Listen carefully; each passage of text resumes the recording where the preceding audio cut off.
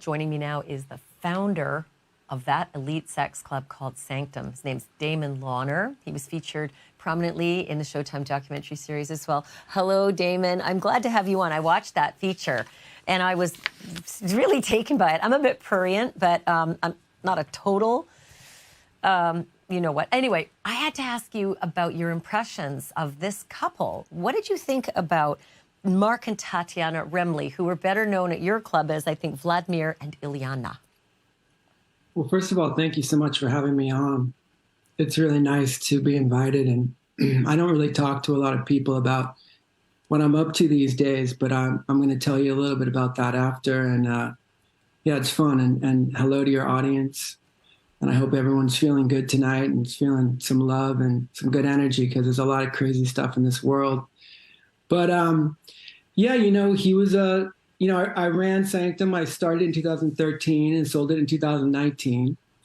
And, you know, he was one of the kind of typical members that would go in there, you know, very, very wealthy, you know, looking for something. They were all kind of searching for something. And she was an interesting one, you know. She was very gung-ho about it all and like kind of overly, I don't know how to say, like overly emotional, almost like I wonder if it was real. What, you know, she came off as a character that maybe wasn't authentic. And, you know, I can't believe what happened. Thank God he didn't get killed and, you know, they stopped that from happening. But, you know, I didn't know them personally. I didn't socialize personally with many of my members, but yeah, you know, I'm glad he's okay. And boy, she was definitely that had to be jarring.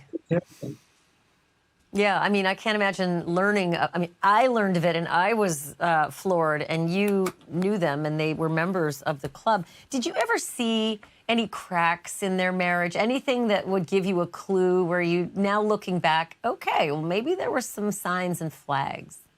You know, not really. I think that they seemed to be really happy with what was going on and each other and really excited about this experience. You know, they seemed, I mean, they seemed really into it. It's just that, you know, she just didn't seem like an authentic character. You know, she seemed a little bit fake. And, you know, I've been doing this a while and I've been dealing with people like this a long time. And I have a pretty good sense of character at this point. Yeah, there was something off about her for sure. But, you know, I don't think he saw it. You know, I think he was in love with her. I think he really cared for her. Whatever she was pulling, I don't think he was aware of it. You know, obviously, I mean, wow.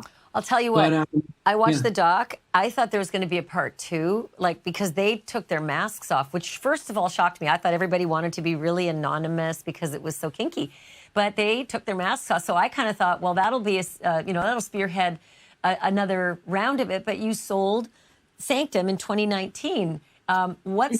This is unrelated to Mark and Tatiana, but I am really curious about what your next venture is, if it's something similar. I mean, you know, when I went into that business, it was really in 2013, there was nothing like it. And I really intended to kind of spiritualize sexuality and make this place of real love and connection. But, you know, it turned out that the people that I, you know, had in and the level of wealth and power and just kind of privilege, my dream wasn't realized, you know, and by 2019, I was just done.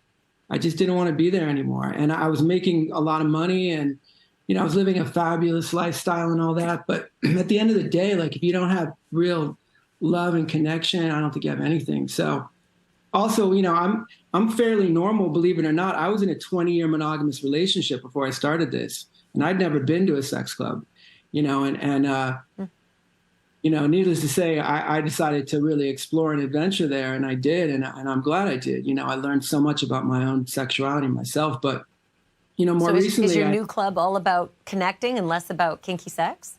Yeah, that's what I'm attempting to do. You know, we're going to open next month. It's invite only. There'll be a website, but it'll be password protected. You have to kind of know someone within it to get into it, but we're going to be real careful. You know, I'm not in a position. I have a wonderful investor, a woman who's a beautiful person. What a great person. And she wants to do this with me. And wants to create a club like this, where instead of just people coming to like, do their thing, people really connect. And I think it's attainable.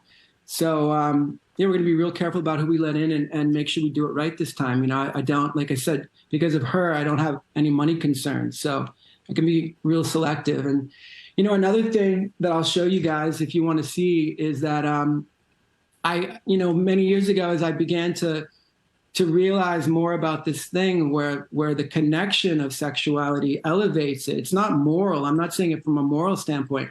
It just literally, when you have love and sex together, it just feels better, And I started actually smoking weed and like finding this incredible enhancing quality. So, okay, no one's ever seen this before. So I started this thing and it's called sex weed. Oh my heavens. How about that? This is literally. Damon, you like it. You're amazing. Here we are. We're going to talk about this murder for hire. And I could sit here and talk to you for 2 hours about all your business ventures and where your head is. You'll have to come back again. Will you do that?